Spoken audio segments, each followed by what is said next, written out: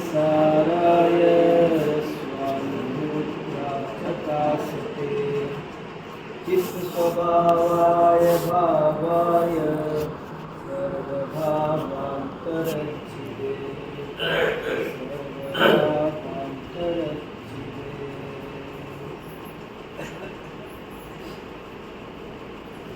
हम लोग पिछले करीब 8 हफ्ते से आत्मानुभूति क्या, क्यों और कैसे इस विषय पर चर्चा कर रहे हैं और बहुत सारी बातें कर चुके हैं। हमने ये समझा है कि आत्मानुभूति ही वास्तव में धर्म है। शुद्धोपयोग, समाधि, आत्मरमणता, आत्मलीनता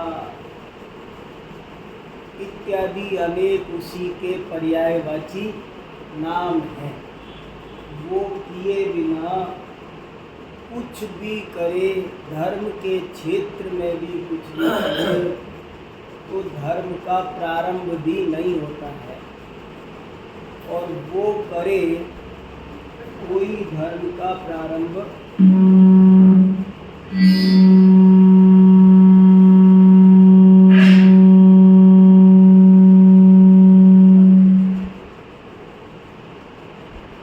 तो इस तरह से आत्मानुभूति क्या होती है, क्यों करनी चाहिए, कैसे करनी चाहिए, इन तीनों बातों पर हमने बहुत सारी बातें की है।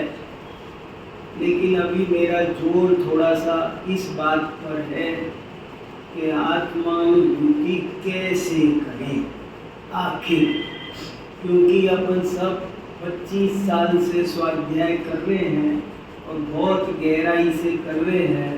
तो आत्मानुभूति क्या होती है और क्यों करनी चाहिए, इन दो विषयों में तो अपन को किसी को कोई संदेह नहीं है। हम सब आत्मानुभूति के महत्व से और आत्मानुभूति के स्वरूप से परिचित हैं। अब तो हमारे सामने समस्या ये है कि वो आखिर हो कैसे, हम क्या करें कि वो हो। अब तो समस्या ये, आज का हमारा मुद्दा ये है। आज हम स्वाध्याय जो करेंगे, और मैं बहुत शांति से इस बात पर जो मेरे मन में विचार आ रहे हैं जिनवाणी को पढ़ करके वो आपके साथ कहूँगा कि हम आत्मानुभूति कैसे करें, आखिर हम क्या करें कि हमको आत्मानुभूति हो। तो इस विषय की जब अपन ने सामान्य चर्चा की थी तब एक मुद्दा ये बहुत जोर से कहा था कि आत्मानुभूति करने के लिए सर्वप्रथम तो ठोस तत्व ज्ञान चाहिए। दो मुद्दे खास आए थे कैसे में। एक तो तीव्र रुचि होनी चाहिए, जिसे विषय भोगों की रुचि है वो आत्मानुभूति कर नहीं सकता। विषय भोगों की रुचि, विषय भोग जीवन में होना अलग बात है और विषय भोगों की रुचि होना वो अलग बात है।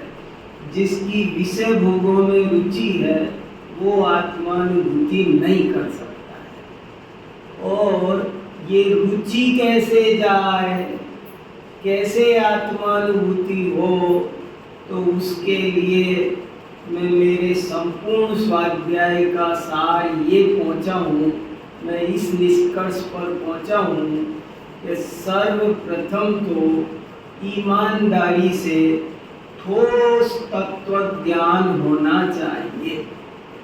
जिसे ठोस तत्व ज्ञान नहीं होगा वो आत्मानुभूति नहीं कर पाएगा। कैसे कर पाएगा?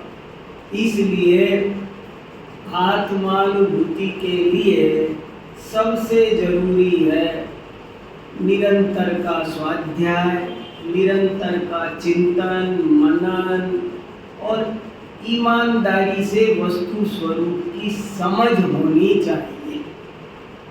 कैसी समझ होनी चाहिए? कैसा है वस्तु स्वरूप?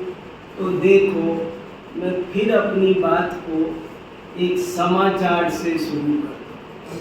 कैसा वस्तु स्वरूप है और कैसे हमको उसको समझना चाहिए, तब जाके हमारा ये आत्मानुभूति रूप महान अनुष्ठान सिद्ध हो सके।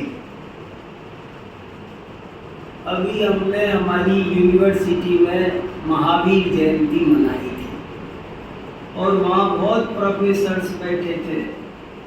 तो मुझे वहाँ जो 2 शब्द कहने का मौका मिला, वहाँ मैंने एक खास बात कही थी। आपका ध्यान उस पर आकर्षित करता हूँ, वहाँ से आगे बढ़ता हूँ। उस बात को आप ध्यान से सुनना।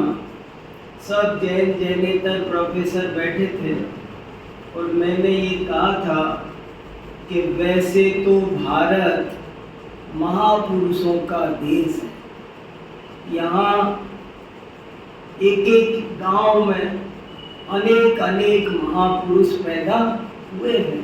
भारत एक उच्च कोटि का सांस्कृतिक आध्यात्मिक देश है। दुनिया के दूसरे देशों में ऐसा देखने नहीं मिलेगा, लेकिन हमारे देश में आप किसी भी गांव में निकल जाओ, आपको बड़े बड़े लोग, महापुरुष, महान व्यक्तित्व मिल जाएंगे। तो वैसे तो भारत महापुरुषों का ही देश है और सभी अपने अपने दृष्टि से आदरणीय हैं। हम सबका स्मरण करते हैं मौके बेमौके, लेकिन आज हम जिनका स्मरण कर रहे हैं महावीर भगवान, वो कुछ अलग व्यक्तित्व है। यहाँ से मैंने मेरी बात शुरू की थी कि महावीर भगवान क्यों स्पेशल है। मैं उन सबको ये बताना चाह रहा था कि सब धान 22 पसेरी नहीं है। तुम समझो हम किसी की भी जयंती मना रहे हैं और सब बराबर है, वैसा नहीं है। तुम लोग प्रोफेसर हो और तुम्हारी ड्यूटी बनती है कि तुम उस फर्क को पहचानो। हमें कोई दिक्कत नहीं है, हम विरोधी किसी के भी नहीं हैं। आप किसी भी सामाजिक राष्ट्रीय महापुरुष को आप स्मरण करोगे तो हम भी उसमें सम्मिलित होंगे, हम भी उसमें शुभ भाव भाएंगे। लेकिन आज हम जिनका स्मरण कर रहे हैं वो महावीर भगवान कई अर्थों में और महापुरुषों से अलग हटकर है। और फिर मैंने कई कारण बताए थे, वो अब सब अभी नहीं बताऊंगा, मैं मेरे मुद्दे वाला बताऊंगा। जैसे मैंने एक कारण ये बताया कि आपको ऐसा कोई व्यक्ति नहीं मिलेगा कि जैसे ये कहते सब हैं कि भारत त्याग प्रधान देश है, यहाँ त्याग की पूजा होती है। दुनिया के दूसरे देशों में वो आदमी बड़ा माना जाता है जो जितना ज़्यादा जोड़ता है, लेकिन भारत में उसे बड़ा माना जाता है जो जितना ज़्यादा छोड़ता है। हम जोड़ने वालों को नहीं पूजते हैं, हम छोड़ने वालों को। वहाँ तो लिस्ट निकलती है टॉप 10 की, तो उसमें वो ऊपर आता है जिसके पास ज़्यादा संपत्ति। अब की बात फलाना और ऊपर पहुँच गया, थोड़ा और जोड़ दिया तो और ऊपर पहुंच गया।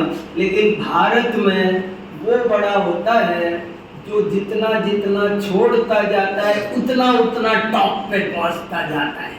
तो इस मामले में भी अगर हम सारे महापुरुषों से महावीर की तुलना करें तो हमें पता चलेगा कि महावीर परम त्यागी थे। आपको बहुत लोग मिलेंगे, लेकिन ऐसा कोई नहीं मिलेगा जिसने तन पर एक धागा भी नहीं रखा हो, केवल घर नहीं छोड़ा है बल्कि अपने तन पर तार भी नहीं रखा है, इतना बड़ा त्यागी। तो त्याग की दृष्टि से भी सारे महापुरुषों की एक आप लाइन लगाओ तो आपको पता चलेगा कि महावीर का व्यक्तित्व, महावीर का जीवन उन सब से अलग है। देखो हम ऐसे पढ़ते हैं, हमको तो कंपैरेटिव स्टडी आती है। और दूसरी बात पर अब आपका खास ध्यान, जो हमारा आज का मुख्य मुद्दा है, मैंने कहा कि देखो सब लोग कहते हैं कि राग द्वेष नहीं करना चाहिए। इस थ्योरी में किसी को आपत्ति नहीं है। दुनिया के सारे धर्म गुरु, धर्म भी थ्योरी में कहेंगे कोई दिक्कत नहीं। किसी से भी पूछ लो, आप पूछो कि भैया राग द्वेष करना चाहिए, किसी से भी पूछो तो सब मना करेंगे कि राग द्वेष नहीं करना चाहिए। लेकिन फिर भी सब राग द्वेष करते हैं और न भगवान तक को, अपने भगवान तक को भी राग द्वेष वाला बना देते हैं और कहीं न कहीं साइड से, पीछे से, बैक डोर से राग द्वेष को बचा लेते हैं। थ्योरी में कहेंगे कि राग द्वेष नहीं करना चाहिए, लेकिन वैसे बचा लेंगे। महावीर भगवान ऐसे नहीं थे। उन्होंने कहा कि राग द्वेष नहीं करना चाहिए तो नहीं करना चाहिए, खेल खत्म। 2 दूनी 4 जैसा सीधा मामला है। यहाँ कोई दुराव, छपाव, घुमाव फिराव नहीं है। बहुत अत्यंत सरल मार्ग है। उन्होंने कहा राग द्वेष नहीं करना है माने नहीं करना है, सुख शांति का उपाय यही है। उनने खुद भी पूरी तरह राग द्वेष छोड़ दिया, लेकिन दूसरे लोग कहीं न कहीं कभी तो ऐसे बचा लेते हैं कि देखो साहब द्वेष बुरा होता है पर राग तो होना चाहिए। प्रेम की गंगा बहाते चलो, दुनिया सबसे प्रेम, मानो वो कहीं न कहीं राग को बचा लेंगे। और नहीं तो कैसे बचा लेंगे? हमारी वहां भी थोड़ी चर्चा हुई, ऐसे ही थोड़ी ये बात पच जाएगी। पचने के लिए भी तो बड़ा कलेजा चाहिए ना, सुनने के लिए बड़ा कलेजा चाहिए कि साहब अहिंसा की रक्षा के लिए तो हिंसा करनी पड़ेगी ना, धर्म की रक्षा के लिए, देश की रक्षा के लिए, भक्तों की रक्षा के लिए, धर्मायतनों की रक्षा के लिए मर मिटना चाहिए। ऐसे ऐसे हमने, सारी दुनिया ने राग द्वेष को कहते हैं कि करना नहीं चाहिए। मैं सिर्फ उनसे, महावीर भगवान ने उनसे कहा कि तुम दोगली बात मत करो, या तो बोलो कि राग द्वेष करना चाहिए और या बोलो नहीं करना चाहिए। तुम बोलते तो हो राग द्वेष नहीं करना चाहिए और फिर भगवान को भी धनुष दे देते हो और उसी की पूजा करते हो, तो राग द्वेष नहीं। जरा बच्चे जैसा दिमाग तो लगाओ, इसमें कोई ज्यादा बड़ा फिलोसफर होने की जरूरत है क्या? नहीं, इसमें कोई बड़ा फिलोसफर होने, लोग इतने बुद्धू हो गए हैं कि वो सोचने तैयार नहीं है बात को। जब आपने अंधभक्त हो गए, आप सीधी पॉलिसी हो गई ना, राग द्वेष नहीं करना चाहिए। अब नहीं करना चाहिए तो कह तो दिया, अब उनके प्राण संकट में आ गए।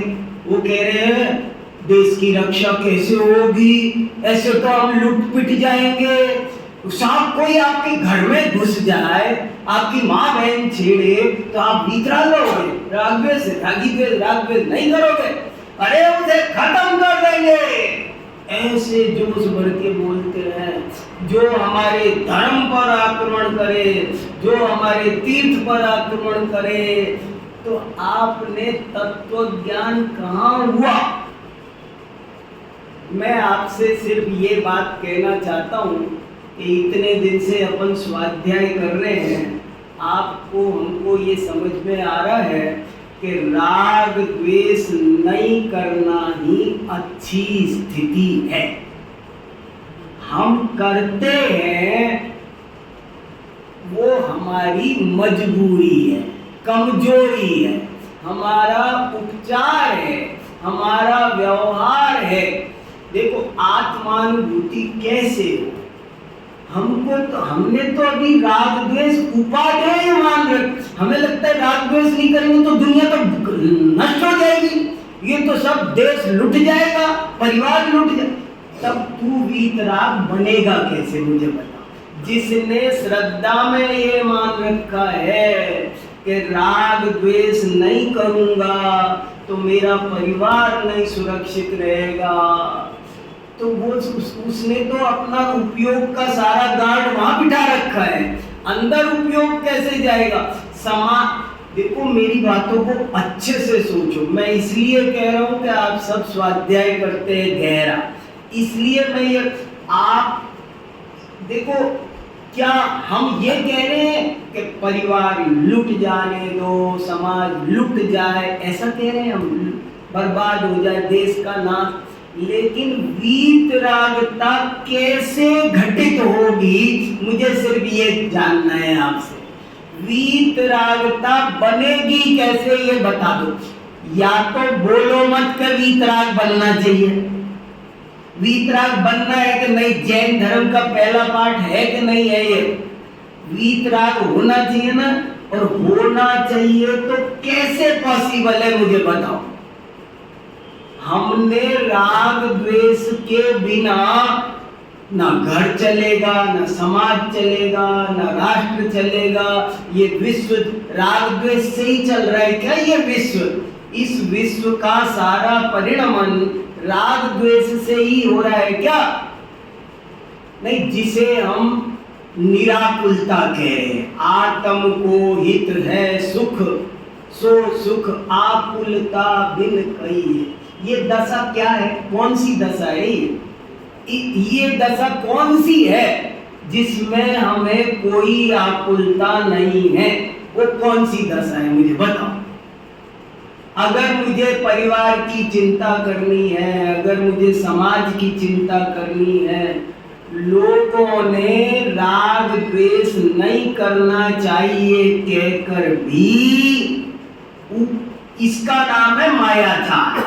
उत्तम आर्जव धर्म में अपन वास्तविक मायाचार छोड़े ना, तो ये छोड़ो कि कह तो रहे हो कि राग द्वेष नहीं करना चाहिए, और बता क्या रहे हो? मान्यता तो ये है कि मेरे किए धरे सब हो रहा है, मैं दुकान का ध्यान न रखूं तो, मैं बच्चों का ध्यान न रखूं तो।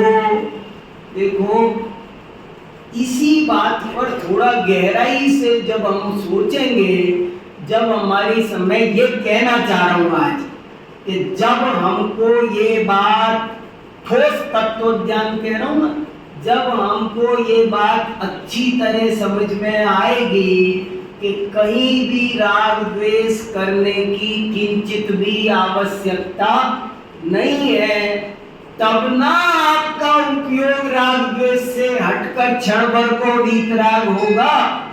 और नहीं तो कैसे होगा, मुझे बताओ कैसे होगा? ये इच्छाएं कैसे खत्म होगी? आत्मानुभूति के काल में कोई इच्छा बचती है? आत्मानुभूति के काल में कोई आकुलता बचती है? आत्मानुभूति के काल में कोई राग द्वेष बचते हैं? तो फिर कैसे? ये तो तभी संभव है जब हमें ये समझ में आए कि किसी के भी राग द्वेष से जगत का कुछ भी भला बुरा होता नहीं है। सारी व्यवस्थाएं एकदम व्यवस्थित है, कोई किसी का भला बुरा करता नहीं है। ये बात के बिना कैसे बात बने। और ये भी थोड़ा बारीकी में जाके सोचना है। बारीकी में जाकर का क्या मतलब है? कहा ऐसा ही जाएगा। देखो, कहने में ये आएगा परिवार का, धर्मायतनों का, तीर्थों का, इनकी रक्षा करो, सब उपदेश चाहिए आएगा। और नहीं करोगे तो डांटा जाएगा। आपसे कहा जाएगा रोज सुबह मंदिर जाया करो, प्रचार किया करो, तीर्थों का ध्यान रखो, ऐसे करना चाहिए, ऐसे करना चाहिए। और जो नहीं करेगा उससे कहेंगे तुम कैसे आदमी हो, उसको डांटा जाएगा। नहीं करने वाले को डांटा जाएगा और करो का के लिए प्रेरित किया जाएगा, करना चाहिए बोला जाएगा। और फिर भी आपको ये समझना है कि मेरे किए कुछ होता नहीं है। समझो, ये अद्भुत वस्तु स्थिति है। ज्ञानियों के जीवन में ऐसी विचित्र स्थिति बनती है। सम्यक दृष्टि भी नाना प्रकार से कुछ करने के विकल्प पैदा होते हैं, लेकिन वो ये जानता है कि मेरे ये सारे विकल्प नपुंसक है। इन विकल्पों से कुछ होता जाता नहीं है। हर विकल्प को ज्ञानी त्यागता है, हे बुद्धि से देखता है, उसे चाहता नहीं है। चाहना और होना दोनों में फर्क है। समय सार में अमृत चंद्राचार्य लिखते हैं, कुंद कुंदाचार्य भी लिखते हैं कि हमने ये शास्त्र लिखा, ये हमारा अपराध है। ये भगवान बताओ, नहीं बताओ, मैं प्रवचन कर रहा हूँ, ये सही कर रहा हूँ कि गलत कर रहा हूँ? अब बताओ कितने इंच का कलेजा चाहिए? है कोई इंच नापने को इस कलेजे के लिए? कितनी बड़ी बात है कि ये प्रवचन करना, शास्त्र लिखना, टीका करना, ये भी आवश्यक नहीं है, आत्मा का स्वभाव नहीं है। इससे कुछ होता जाता, बताओ, जमती है कुछ बात? वीतरागता कैसे बनेगी मुझे बताओ, आप सोचो। मुझे सिर्फ आपसे ये कहना है, तीर्थंकरों को नाना प्रकार की 16 कारण भावनाएं, जिसको तीर्थंकर बनना होता है उस जीव को 16 कारण भावनाएं भाता है, होती है। और आपको भी जब शास्त्र पढ़ाएंगे तो इस तरह की भाषा में कहा जाएगा, अरे समझो, अरे ये करो, अरे वो करो, रोज दान दिया करो, रोज पूजा करो, देव पूजा, गुरु उपासना, स्वाध्याय, संयम, स्तव, सब करने को बोला जाएगा। नहीं करोगे तो डांटा जाएगा। और फिर भी आपकी समझ में ये आपको इन दोनों बातों में कोई विरोध नहीं भाषित होना चाहिए। अब ये लाइन भी बहुत इंपॉर्टेंट बोली है, इन दोनों बातों में कोई विरोध नहीं भाषित होना चाहिए। एक दृष्टि से मैं देखता हूँ, ज्ञानी जानता है, सम्यक दृष्टि ये जानता है कि एक दृष्टि से देखता हूँ तो ये जगत पूर्ण व्यवस्थित है, इसकी एक समय की पर्याय भी आगे पीछे इधर उधर की जा सकती नहीं है। होता स्वयं जगत परिणाम, मैं करता जग का क्या काम, और मैं ही क्यों, मैं तू ये वो सब, कोई भी जगत का कोई कुछ काम करता नहीं। ऐसा कृतकृत्यपना जब तक हमको अनुभव में नहीं आएगा, कृतकृत्यपना समझे? कृतकृत्यपने का मतलब है कि मुझे दुनिया में कोई काम नहीं है, मैं एकदम रिलैक्स, निर्भर, हल्का हूं। बोलो मुझे कुछ करना है? यदि ऐसी बात समझ में आए तो हम आत्मानुभूति की तरफ बढ़ सकते हैं, अदरवाइज कैसे आत्मानुभूति की तरफ बढ़ सकते हैं आप बताओ? वो वही बात है कि आपने गाय के बछड़े को तो यहाँ बांध रखा है और गाय के डंडा मार के कह रहे चल, कैसे चले? ऐसे ही हमने रुचि तो डाल रखी है राग द्वेष में, और वीतरागता रूप आत्मानुभूति का जन्म जीवन में कैसे हो बताओ? अब ये कितनी ऊंची बात है, कौन किसका ध्यान है? राग द्वेष ज्ञानियों के जीवन में होते हैं, लेकिन वे बहुत अच्छी तरह सुमेरु पर्वत जैसी श्रद्धा उनको है कि मेरे इस राग द्वेष से कुछ होता नहीं है। उसे मंदिर बनाने का विकल्प आएगा, चतुर्थ गुण स्थान में श्रावक को मंदिर बनाने का विकल्प आएगा, और मंदिर बनाए बिना तड़पता भी दिखाई देगा, फिर भी अंतरंग में वो जानता है कि ये मंदिर बनाने का भाव ये राग है, और मंदिर बनाने की क्रिया वो मेरे इस राग के कारण होती नहीं है।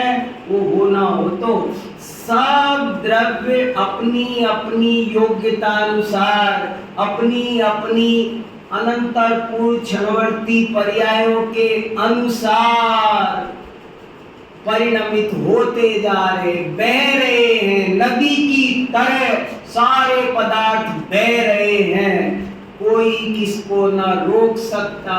कोई क्या, दुनिया के पदार्थों में भी कोई क्या कर, नदी बह रही है, आप क्या कर सकते हो उस नदी का? उस बहती नदी को कौन रोके? उसको बहाने के लिए क्या धक्का देना है? बह रही है, ना धक्का देकर बहाया जा सकता है, ना हाथ लगा के रोका जा सकता है। सूर्य उदय हो रहा है तब क्या करें? नीचे से हाथ लगाए कि निकल तू, अस्त होते समय दबाएंगे उसको कि दब जा, कुछ नहीं, कोई कुछ नहीं करता है।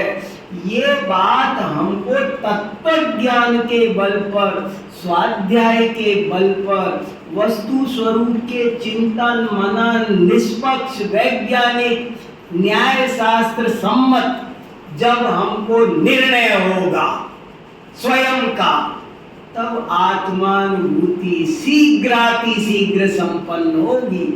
और जब तक ऐसा निर्णय नहीं होगा तब तक आत्मानुभूति, धर्म का सार तो दो ही टूक है ना।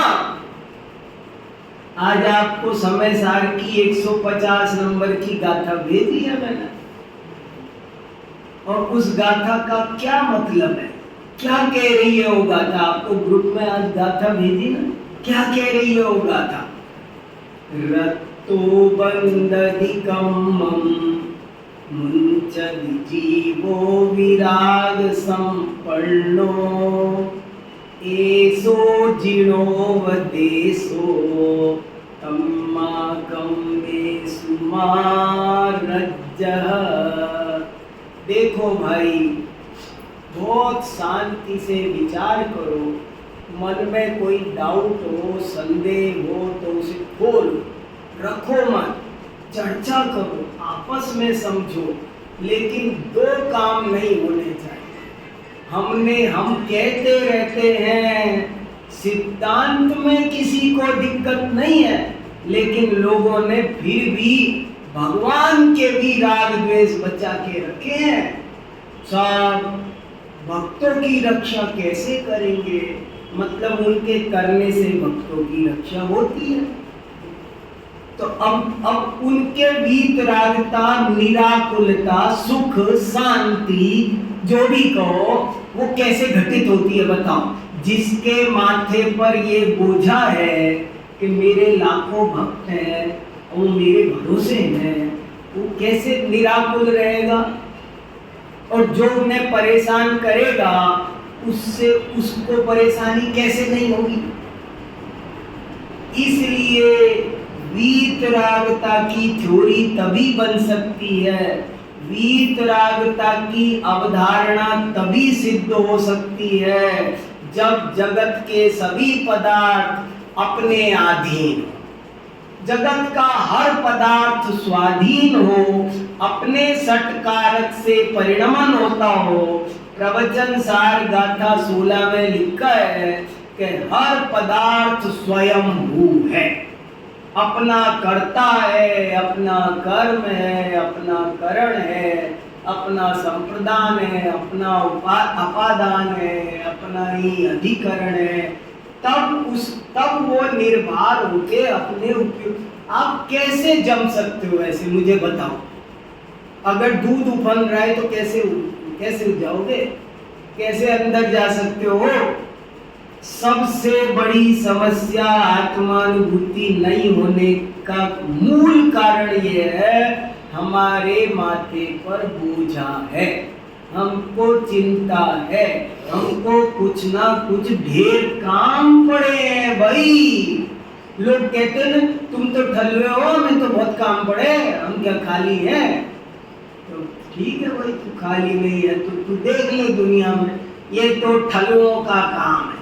नहीं लिखा है, समय सार में लिखा है नैस कर्म सिद्धि। आत्मानुभूति का एक बड़ा सुंदर नाम आया, नैस कर्म सिद्धि। कोई कर्म मत करो, कर्म इसमें भी गाथा में यही लिखा ना, कम्मा कम्मेषु मा रज्जय, किसी कर्म में राग मत करो।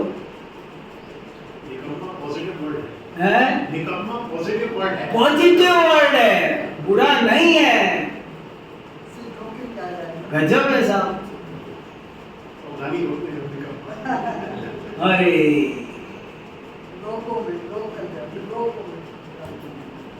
बताओ कैसे, देखो दो चार जैसा मामला है। रत्तो बंदधिकम्मम मुञ्चति जीवो विराग संपन्नो,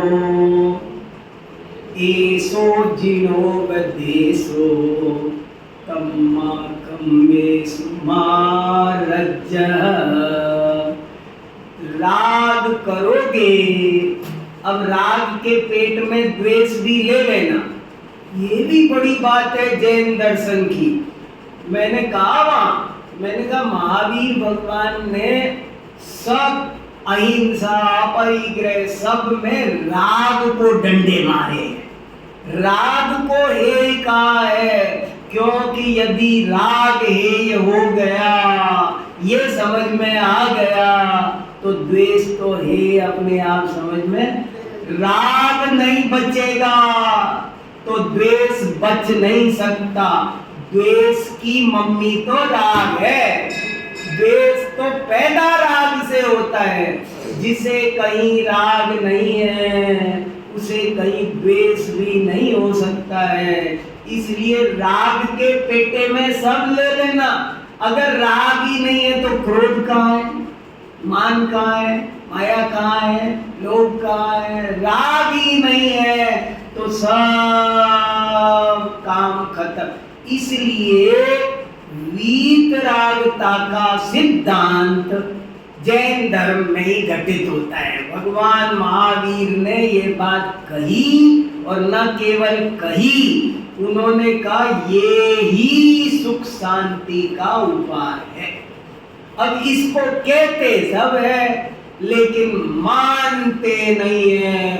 उन्हें लगता है हमारे किए बिना सब उजड़ जाएगा और ऐसा करना चाहिए। सब संकल्पी हिंसा का त्याग कर दो, विरोधी तो करनी पड़ेगी। विरोधी भी उपादेय नहीं होती है। ज्ञानियों के जीवन में संकल्पी हिंसा नहीं होती है, विरोधी पक्ष की भूमिका में अस्तित्व होता है। ये ज्ञान कराया है।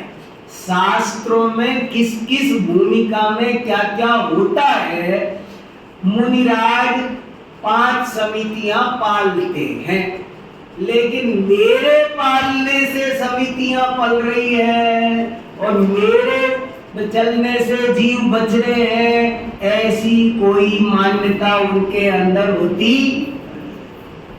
अब बताओ ये बात कैसे हमारी सबकी समझ में आ रही है? कोई शंका हो तो कहो आप, लेकिन इस बात पर अच्छे से विचार करना चाहिए कि जगत का संपूर्ण परिणमन एकदम द्रव्य में वैसी योग्यता होती है। सर्दी आती है, गर्मी आती है, बरसात आती है, कौन लाता है? कौन लाता है? सब वो बड़े महाराज जी बहुत कहते थे, बोले ये बताओ, कोई उपाय बताओ कि सारी दुनिया मिलकर के ऐसा क्या करे कि इस पंचम काल के बाद छठा ना आए, चौथा आ जाए। पंचम काल के बाद में छठा आना है ना, तो ये शास्त्र में पहले से सब लिखा है और तुम हाथ पैर मारे जा रहे हो। सारी दुनिया हाथ पैर मारे जा रही है। बड़ी बड़ी संस्थाएं, हजारों संस्थाएं समाज में गठित है। समाज का सुधार होना चाहिए, श्रावकों का होना चाहिए, महाराजों का होना चाहिए, राजनीति का होना चाहिए, नेता का होना चाहिए, सबका होना, सड़कों का सुधार होना चाहिए, पर हो ही रहा है जो अतः क्या है, अपन कितने जबरदस्ती हमने हमारे माथे बोझा रख रखा है। हमारे किए धरे क्या, तीर्थंकरों के किए धरे कुछ होता नहीं। मैं बहुत दफे ये भी सोचता हूँ कि शांतिनाथ भगवान इतने बड़े चक्रवर्ती थे, इतने बड़े ज्ञानी विद्वान, प्रकांड विविध विद्याओं के कामदेव तीर्थंकर जिनको बनना था, वो शांतिनाथ भगवान ऐसे बैठ गए। क्यों बैठ गए? अगर इस दुनिया में कुछ किया जा सकता होता, अगर कोई काम वो कर सकते होते और फिर वो ऐसे बैठ जाते, तो इसका नाम आलस्य होता, प्रमाद होता, गलती होती। ये उनकी मूर्खता कहलाती, ये उनका कामचोरपना कहलाता। लेकिन वे ये इस निष्कर्ष पर पहुंचे, भली भांति सोच विचार कर, वस्तु स्वरूप समझ कर, कि जगत में कुछ भी कर्तव्य नहीं। देखो, मुझे ये कहना है कि कुछ करणीय है क्या, कुछ करना चाहिए क्या? करना अलग बात है। मुझे सिर्फ आपसे ये समझना है, चाहिए क्या, करना चाहिए क्या? हमारे किए बिना कुछ होगा नहीं क्या? हमारे करने से कुछ विशेष हो जाएगा क्या? और यदि ये बात समझ में आती है तो हम आत्मानुभूति की ओर बढ़ सकते हैं, और यदि ये बात समझ में नहीं आती है तो समझ लो आत्मानुभूति कोसों दूर है। क्यों नहीं हो पा रही है लोगों को? और एक बात कहूं, जिसको ये बात समझ में नहीं आ रही है ना, उसको बाल बोध पाठमाला का पहला पाठ समझ में नहीं आ रहा है, उसे जैन धर्म का 0 भी समझ में नहीं आ रहा है। आपको आज मेरी बात कैसी लग रही होगी? हाय, इतनी ऊंची बात! ऊंची कुछ नहीं है, ये पहली बात है। ये नहीं, भगवान वीतराग होते हैं। ये पाठशाला में किस दिन सिखाया जाता है? पहले दिन सिखाया जाता है ना। अब मैं उसी का तो खुलासा कर रहा हूं। खुलासा करने में जान निकल रही है। खुलासा करने में जान निकल रही है। जो लोग कहते हैं हाय ये ऐसे कैसे होगा, हाय ये ऐसे कैसे होगा, हमारे ऊपर चाइना आक्रमण करे और हम दांत पीसते हैं लोग। तेरी समझ में तत्व ज्ञान नहीं आया है कुछ भी। कौन किस पर आक्रमण कर सकता है ये वस्तु स्वरूप तेरी समझ में आया है? नहीं, मुझे बताओ कैसे वीतरागता बनेगी, घटित होगी, ये तो बताओ तो सही। ज्ञानी को भी राग आएगा। अच्छा देखो, मैं दूर छल ग्रहण मत करना। मैं ये नहीं कह रहा हूं देश को लुट जाने दो, परिवार को बिगड़ जाने दो। मैं स्कूल, मान लो मैं मेरी यूनिवर्सिटी का वाइस चांसलर हूं, तो मैं तुम बर्बाद हो जान दो? नहीं, ज्ञानी भी ऐसे नहीं बोलते हैं। उनकी भूमिका का राग ऐसा नहीं होता है कि वो उसमें ये बोले कि भाड़ में जाए यूनिवर्सिटी, भाड़ में जाए देश। ये लैंग्वेज नहीं है।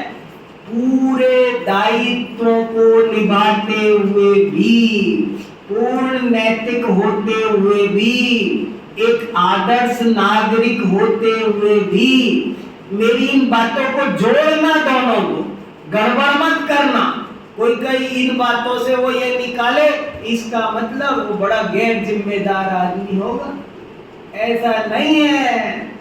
वो पूरी तरह वो एक आदर्श नागरिक होते हुए सब कुछ उसके जीवन में देखा जाएगा। वो सारे रूल्स एंड रेगुलेशंस को फॉलो करता देखा जाएगा।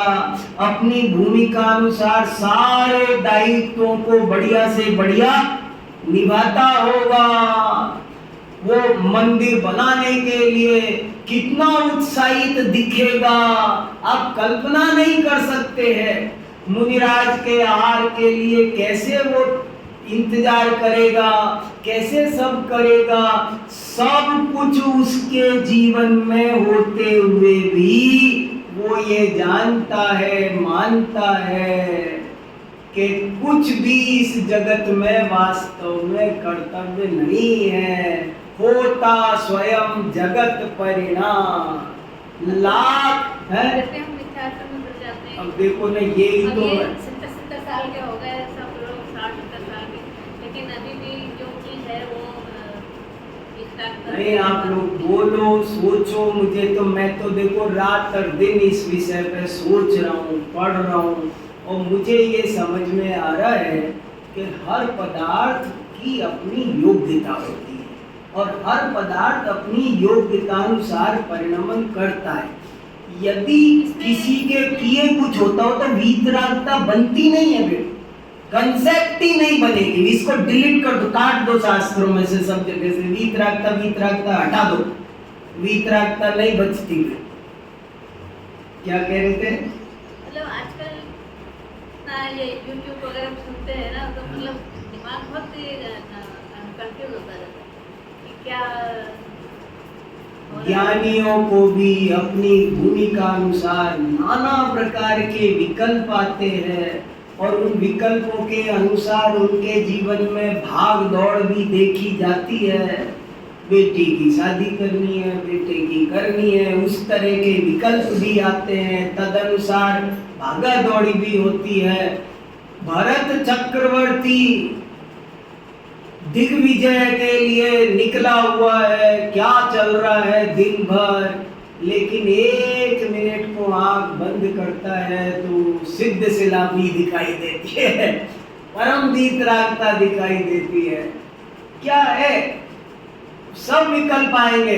भोजन का विकल्प आएगा, भोजन बनाने का आएगा, भोजन करने का आएगा। ऐसे नहीं आएगा कि दाल चावल ऐसे ही उठाए और डाल दिए बिना देखे, जब जीव को दे। मेरी दोनों बातें मिलाना, गड़बड़ मत कर देना। मैं बहुत पक्के से कह रहा हूँ, ऐसी गड़बड़ मत कर देना। उसको ऐसा मत समझ लेना कि वो बेवकूफ आदमी होगा, ऐसा नहीं है। वो पूरा चरणानुयोग बहुत अच्छा पालता होगा। कर्तव्य भी रहेगा, कर्तव्य भी रहेगा, लेकिन उससे अलग देखना। हाँ, लेकिन वो उसको उपादेय नहीं मानता होगा और मेरे करने से सब हो रहा है ऐसा नहीं मानता, क्योंकि उसे वस्तु स्वरूप का सम्यक ज्ञान हुआ है और वो अंदर से निर्भर है, अंदर से निर्भर है। वो अपने रोल में बेईमान नहीं है। जैसे मुझे नाटक में रोल मिला रावण का, अब मैं तो नहीं, मैं रावण का कैसे, अरे मैंने फीस रावण का रोल करने के लिए भाई साहब, तो अब मुझे रावण का ही रोल करना है, हाँ उसी तरह करना है। और दोबारा नाटक में राम का रोल मिला तो राम का करूंगा, कभी कोई औरत का रोल मिलेगा तो पहले पुरुष भी औरतों के रोल करते थे, वो मिलेगा तो वो करेगा, और उसमें करते हुए पूरी तरह जिम्मेदार होगा अंदर से। हाँ अंदर से ऐसी वस्तु स्थिति है।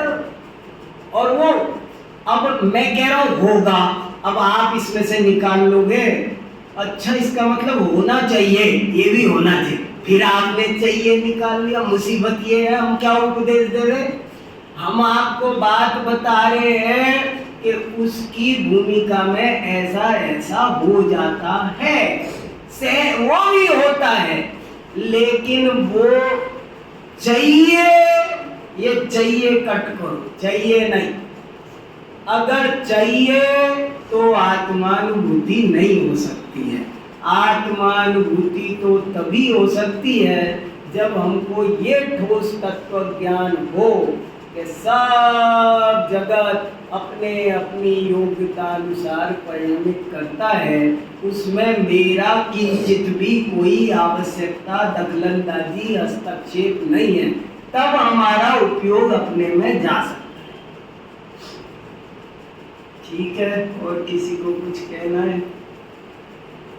मैं बहुत सोचता हूँ इस विषय में कि बताओ तो सही किसके किए, हमारे किए ये बाल भी बच सकते हैं, दांत बच सकते हैं, शरीर बच सकता है, क्या बच सकते हैं, क्या कौन क्या कर सकता है? हाँ, आत्मानुभूति सहज होगी, शीघ्र होगी, लेकिन आपने तो बहुत राग द्वेष उपादेय मत, राग द्वेष हो तो 10वां गुण स्थान तक जीव पहुंच सकता है, और राग द्वेष उपादेय समझे तो चौथा भी नहीं हो सकता। कितना फर्क है।